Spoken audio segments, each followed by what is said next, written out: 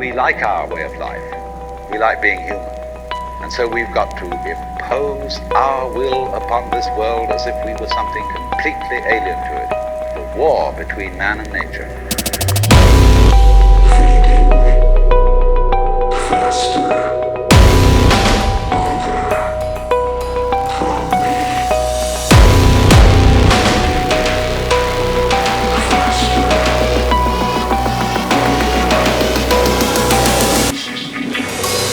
Why be hostile to nature? Because after all, you are a symptom of nature.